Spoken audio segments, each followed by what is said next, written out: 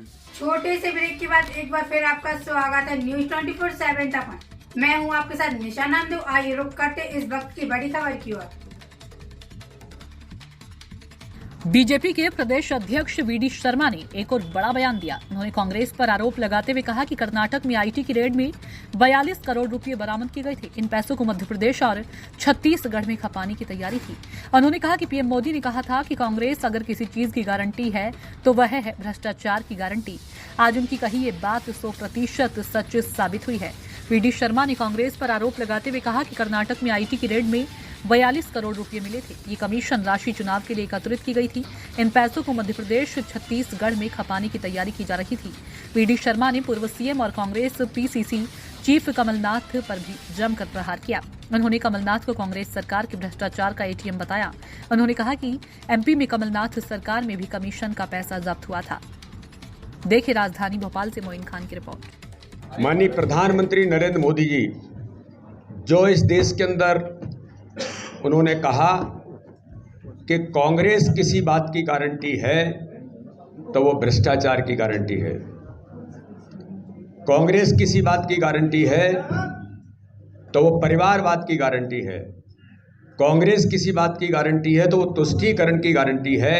तो आज मैं पत्रकार मित्रों के सामने कांग्रेस इस देश के अंदर भ्रष्टाचार की गारंटी है, आज उसके बारे में मैं जरूर कहना चाहता हूं कि माननीय प्रधानमंत्री नरेंद्र मोदी जी की कही बात आज 100% सच साबित हुई कि कांग्रेस अगर गलती से कहीं आती है तो दिल्ली में बैठे अपने आकाओं के आदेश पर प्रदेश को अपने भ्रष्टाचार का एटीएम बना करके गरीबों की गाढ़ी कमाई लूटती है।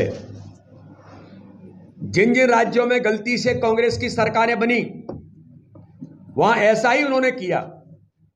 ताजा उदाहरण कर्नाटक का है, जहां कांग्रेस के बड़े बड़े नेताओं के करीबी के यहां इनकम टैक्स के छापे में करोड़ों रुपए कैश बरामद हुए हैं। इसका इस्तेमाल कांग्रेस तेलंगाना, छत्तीसगढ़, मध्य प्रदेश और राजस्थान के चुनावों में करने वाली थी।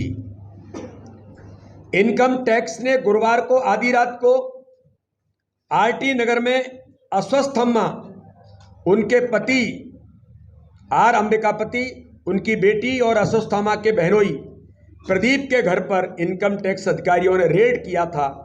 इस रेड के दौरान 500 रुपए की करेंसी के करीब 42 करोड़ रुपए बरामद हुए हैं।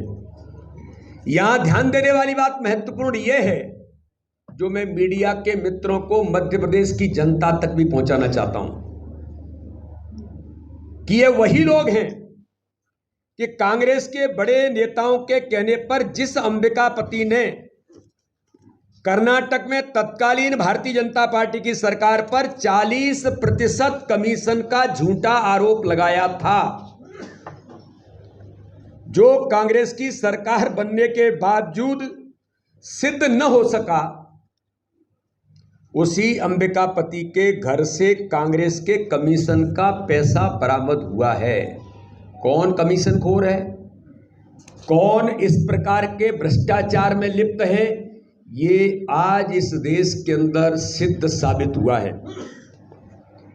कांग्रेस जब भी किसी राज्य में गलती से भी अगर स्थान पा जाती है, एक परिवार के इशारे पर उस राज्य का दोहन करके आर्थिक भ्रष्टाचार का एटीएम जो बना देती है, जो 15 महीने में मध्य प्रदेश की कांग्रेस की सरकार मिस्टर करप्शन नाथ भी कांग्रेस के भ्रष्टाचार के एटीएम थे, जो पल्लव भवन दलाली का अड्डा बना था। उस राज्य का दोहन तो करती है और वहां के गरीबों की कमाई लूटकर उस दरबार में पहुंचाने का काम करती है। हमने छत्तीसगढ़ और राजस्थान में भी यही देखा। थोड़े दिनों के लिए मध्य प्रदेश में भी कमलनाथ की गलती से बनी करप्शन नाथ की सरकार, तब भी हमने यही खेल मध्य प्रदेश के अंदर देखा कि 281 करोड़ रुपए श्रीमान कमलनाथ के पीए मिगलानी और कक्कड़ के यहाँ पकड़ा गया था और ये पैसा ऊपर तक गया, ये इस मध्य प्रदेश ने भी बड़ी गंभीरता के साथ देखा है।